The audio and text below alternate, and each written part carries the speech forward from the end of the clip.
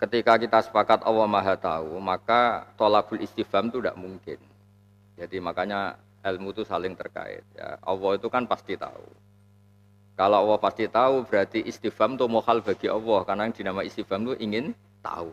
Allah ingin, kan nggak mungkin Allah itu ingin tahu dan menjadi tahu nunggu dijawab itu kan nggak mungkin. Karena sebelumnya sudah apa? Nah dengan logika tauhid seperti itu, maka nanti lafadz-lafadz istifham itu akan keluar dari maknanya asli. Ketika itu terkait dengan Allah Subhanahu wa Ta'ala. Ya tak balen malih ya. Allah itu kan maha tahu. Kalau Allah maha tahu, pasti Allah nggak perlu mencari tahu. Padahal maknanya istifham itu mencari.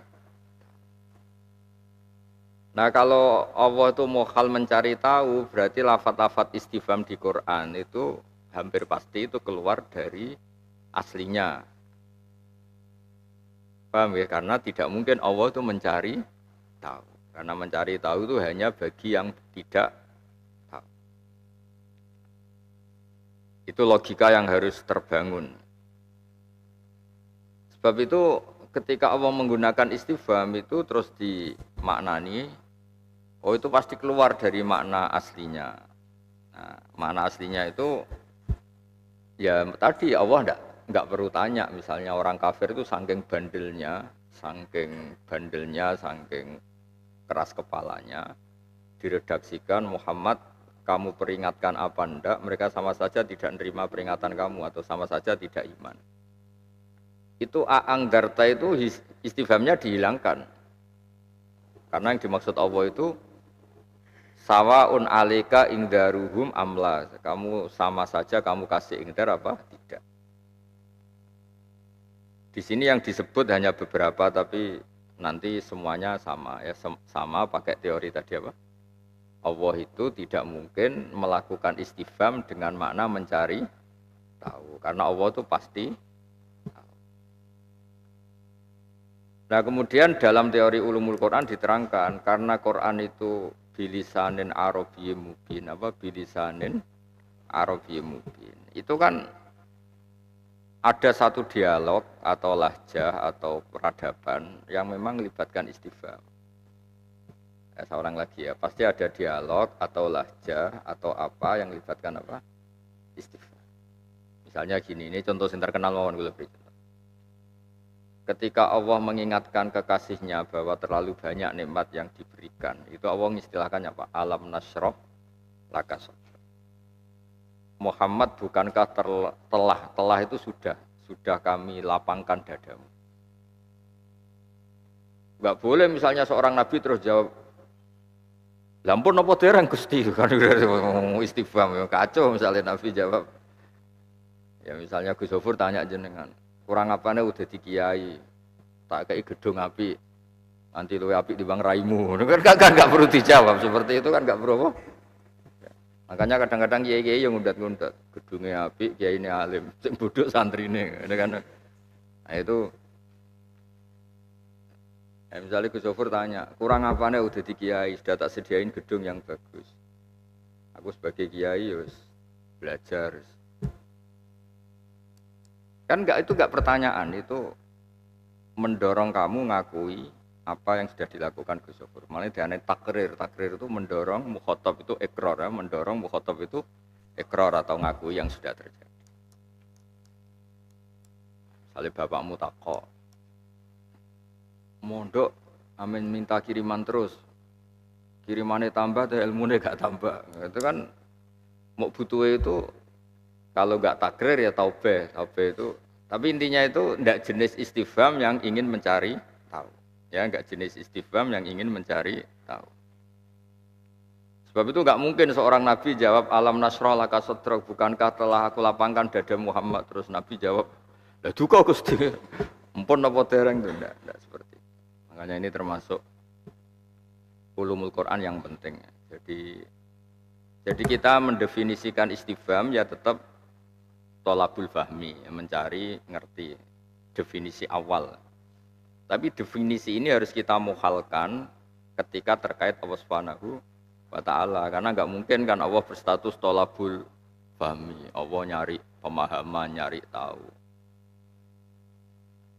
Ya jadi halal seperti ini, makanya termasuk ilmu balaghah yang mendesak kita tahu ya halal seperti ini. Karena kalau kita maknani istifham dengan makna hakiki tolabul apa? Fahmi itu kan muhal bagi Allah Ta'ala. Ya terus nafi juga sama. Bukankah balasan bagi kebaikan itu pasti kebaikan? Ya yang contoh kedua itu apa? Nafi hal jazaul ihsan ilal ihsan. Misalnya kamu maknani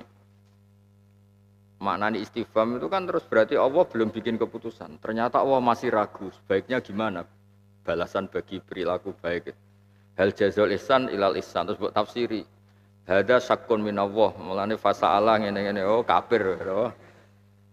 Jadi ono sarjana setai kafir mergo. Ternyata Allah masih ragu. Apakah ihsan dibalas ihsan apa enggak itu Allah masih ragu. Buktinya masih pakai hal, masih tanya. Oh kafir. Jadi di wisuda sarjana tapi statusnya apa? Kafir. Nah, itu maka kita putuskan nafi. Itu juga termasuk yang hilang secara roksan, secara total. Nggih kula waca sarai kersane jenengan ngerti. Ada beberapa makna istifham yang hilang secara total.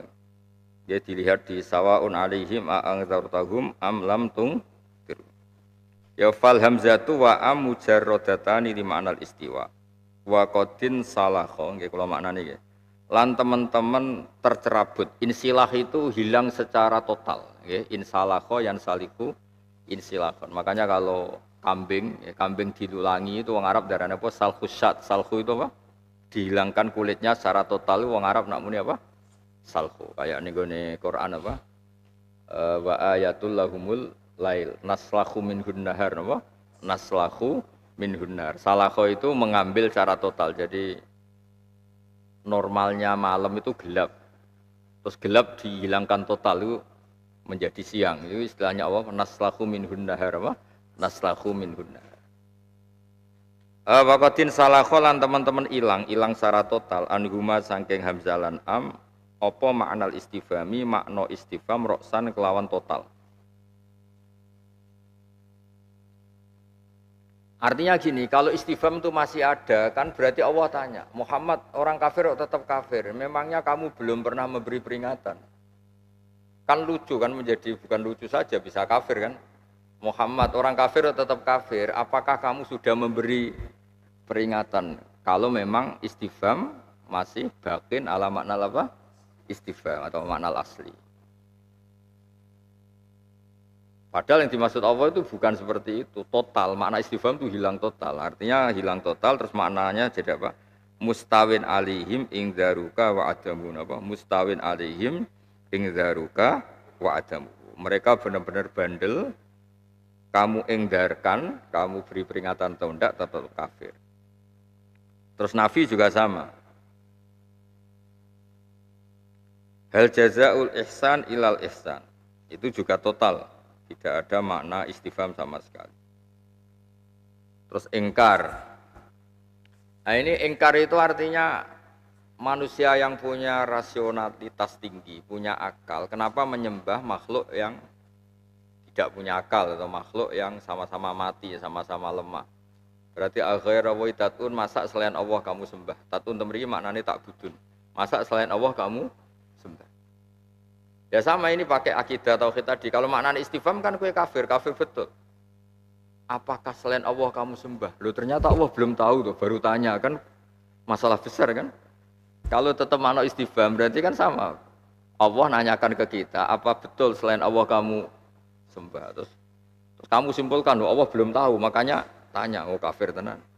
Yang dimaksud itu masa iya kamu punya akal, kemudian memutuskan bertuhan selain Allah. Berarti ingkaruwah lidhi aklin. Allah mengingkari orang yang punya akal, punya rasionalitas. Kenapa memutuskan menyembah makhluk? Aneh. Apa? Aneh. Lha iku ingkar nganggep aneh lah cara Jawa. Terus nomor sekawan amar. Ya sama, pertanyaannya selalu seperti tadi, menurut ilmu tauhid tadi. Beberapa sahabat dulu ini cerita dulu, itu masih sering minum arak, minum sesuatu yang memabukkan. Ya, jadi kalau di asbabun nuzul itu ada 3 hukum yang nasa mansutnya itu sampai 3 kali. Ya ada hukum yang nasa mansutnya sampai berapa? 3 kali. Yang di konteks ini aja saya terangkan masalah khomer. Ya saya ulang lagi, yang saya terangkan di sini masalah khomer. Khomer itu pertama itu dijawab secara proporsional. Jadi Allah itu ya unik. Ditanya khomer jawabnya itu kul fihima ismun kabir. Ya khomer itu khomer dan maisir, tapi kita bicaranya khomer. Khomer dan judi itu ya dosa kata Allah. Khomer dan judi itu ya dosa. Kul fihima ismun kabir. Terus wa manafi'ul linnas, tapi ya ada baiknya. Karena kalau orang penat, orang banyak problem itu kalau nyabu kan agak lupa, agak ngefly itu kan agak lupa. Ya makanya itu kan, misalnya santri ngampung ya elek, tapi ya nabi terus payu rabi itu kan misalnya kan repot, terus repot. Tapi ya ono gunane itu, gampang payu rabi. Oh santri wiridan ya apik, tapi kan terus gak alim, ini lumayan jadi dukun, itu kan lumayan itu kan. Santri ilmu itu ya apik. Lumayan kan kita keluar makmur. Nah, itu pertama. Sehingga sahabat, ini sahabat kebanyakan ya, tentu tidak kayak Abu Bakar, tidak kayak, ya ini sahabat kebanyakan. Karena Allah tidak tegas bilang haram, itu mereka masih sebagian, saya ulang, sebagian masih nyabu, masih khomer. Karena Allah jawabnya ngeper fi ma ismun kabir wa manafi'u. Terus Allah ngendikan wa ismuhuma akbaru min nafi. Tapi masih ngeper, cara bahasa sekarang masih ngeper.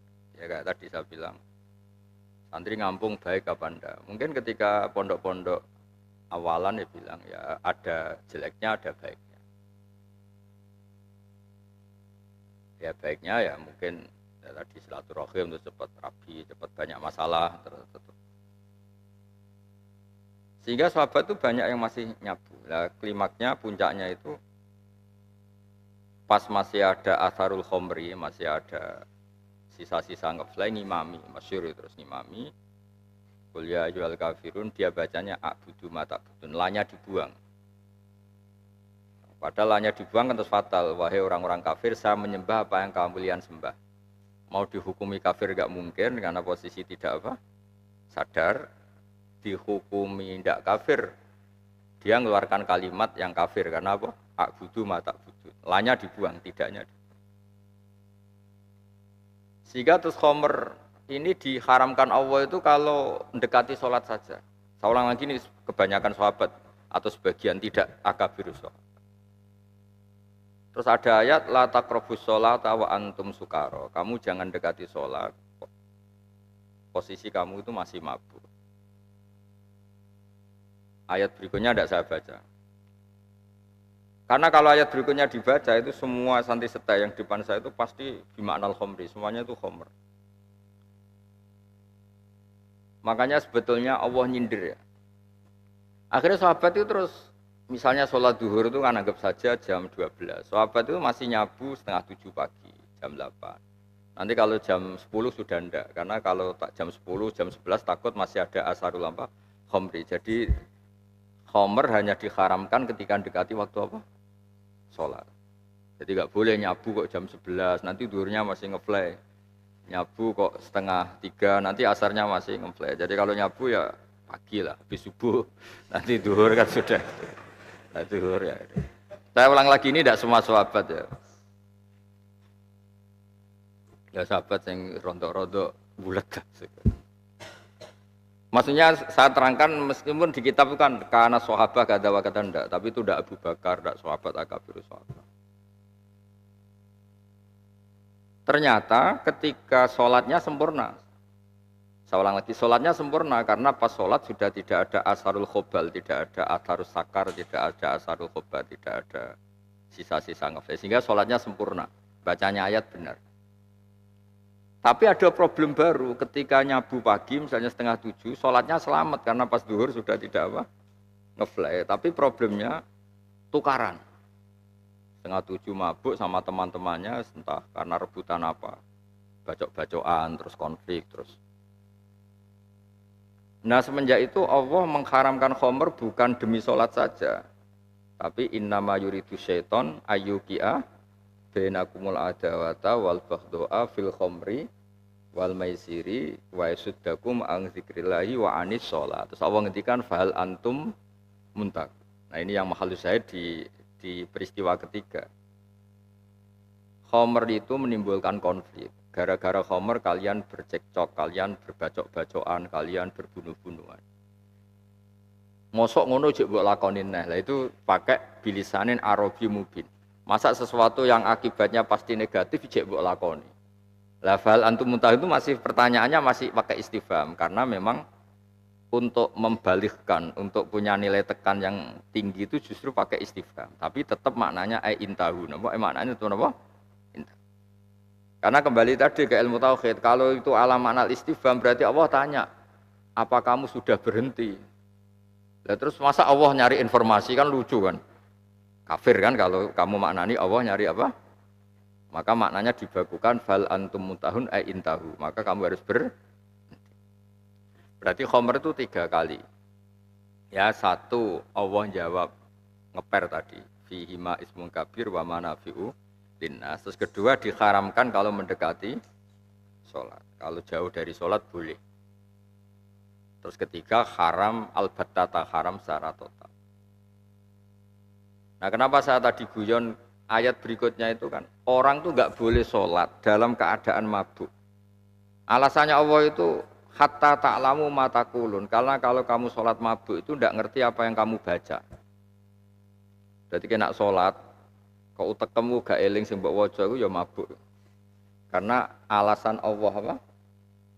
Alasan Allah mengharamkan khamr itu ketika sholat itu la ta'lamuna ma taquluna ya. Orang mabuk itu la ta'lamuna ma taquluna, ndak ngerti yang dibaca.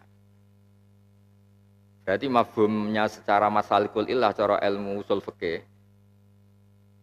Haramil khamr iku mergo nak sholat terus lali ora eling-eling maknane. Jadi setiap sholat sing ra eling-eling ayat berarti sholat khamr. Ya kan jelas. Hatta ta'lamu ma taqulun apa? Hatta ta'lam. La taqrabus sholata wa antum sukara hatta ta'lamu ma taqulun. Kowe nak sholat aja mabuk. Ukurannya enggak mabuk apa? Kamu memahami yang kamu baca. Nah, kangkang setelah nak sholat itu mabuk apa baik? Mabuk apa? Selali. Mane imame yo mabuk bisa delingno subhanallah wa rahmah terus alhamdulillah. Aduh kacau nih. Makmum ngelamun, imamnya wis 4 rakaat, ilinge makmum 3 malah ini sing salah, malah ngelingno subhanallah. Oh, makmum sarap. Makanya menurut saya imam sekarang itu boleh balelo dari peringatan makmum, karena kadang yang salah itu makmumnya. Makmum tuh ngelamun, dia itu karena ngelamun, dikira sholat itu masih 3 rakaat, padahal semuanya ingat kalau itu 4 rakaat. Sudah salah dia mau subhanallah, itu kan kacau. Dan sekarang itu potensi yang salah itu makmum. Zaman akhir, apalagi imam-imam masjid jamaah itu kan digaji dan dia sadar diawasi CCTV. Jadi kemungkinan benar itu tinggi, kemungkinan benar itu tinggi. Jadi sholat zaman akhir imam itu kan digaji profesional, digaji apa?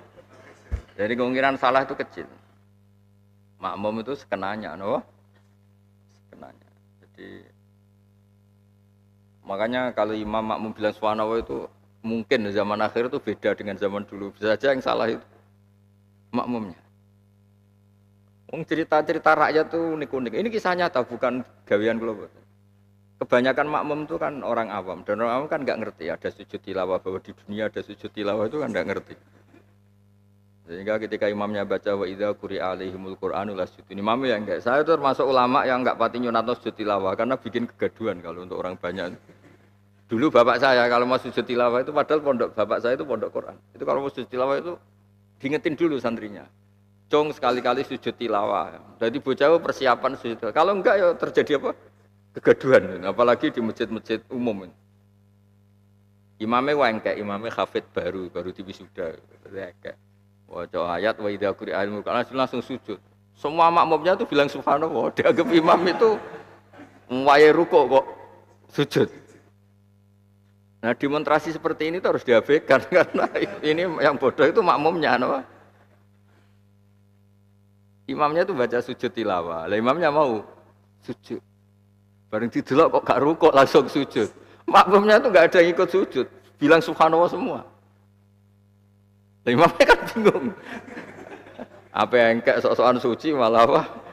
Malah didemo kan? Lucunya makmumnya tuh heroik semua, mengingatkan imam tuh ngerasa ibadah.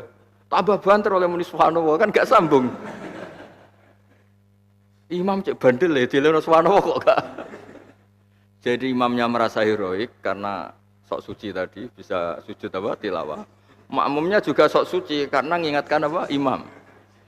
Bareng diingatkan enggak mau tambah banter oleh ngelingno. Akhirnya makmumnya wong awam. Akhirnya mau ngomong dasar imam dablek. Sing makmum imamnya ya padha dene goblok pisan kan akhirnya imamnya bilang dasar makmum gak terpelajar tidak sujud. Intinya tuh sholatnya sama-sama batal. Nah, maka menurut saya ibadah itu tidak usah ideal. Umum-umum aja karena tadi ternyata bikin apa? Kegaduhan tadi. Bikin apa? Kegaduhan.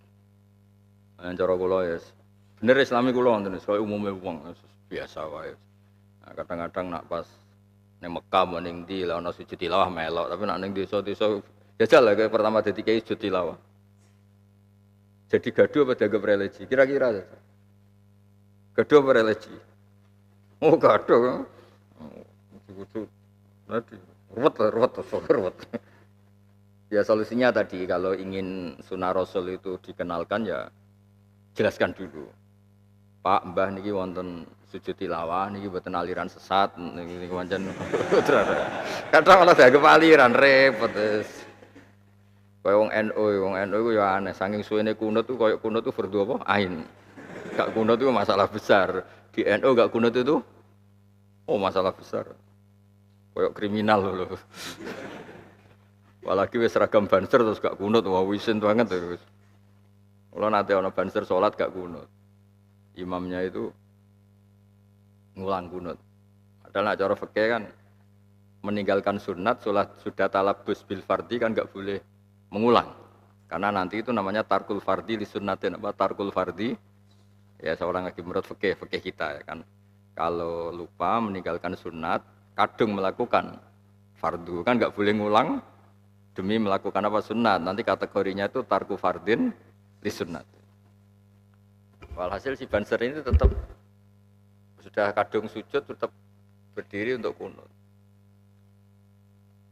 Setelah itu cerita ke saya tak ingetin harusnya kamu udah usah kunut kan kunut itu sunat kamu sudah kadung sujud gak boleh kata dia jangan gitu Gus fatwanya ini identitas. Wah ya repot kalau fikih dilawan waga ini identitas Gus. Wah ya tidak tahu saya kalau fatwa sampai melibatkan apa identitas. Saya ini kan ahli fikih yang objektif, jadi ngukurnya itu namanya tarku fardin sunat. Tidak tahu kalau ada fikih baru mempertimbangkan apa identitas gitu itu. Enggak Gus, pokoknya di fatwa ini saya ada ikut jenengan, ikut teori identitas. Ya iya kata saya, beneran rambut nutku ya. Hal seperti itu harusnya terlatih, makanya apa ya. Ya tapi ya bagus Banser tadi punya alasan. Alasan kan tidak harus benar, sementing ini kreatif lah. Dia alasan harus tak anggap cah pinter, iso omong.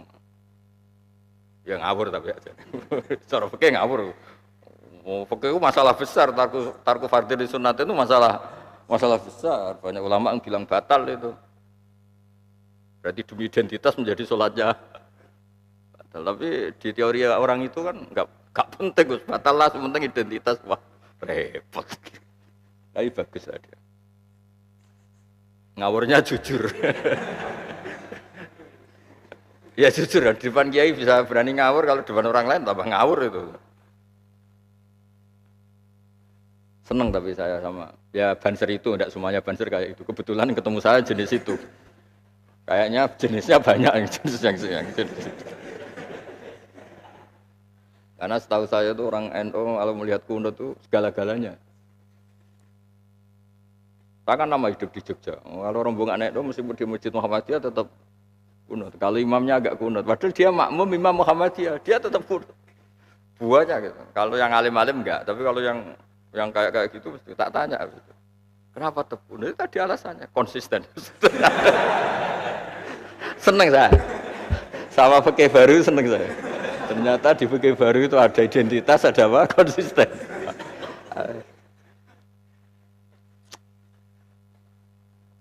Saya sering gojlok orang-orang NU. Seneng saya.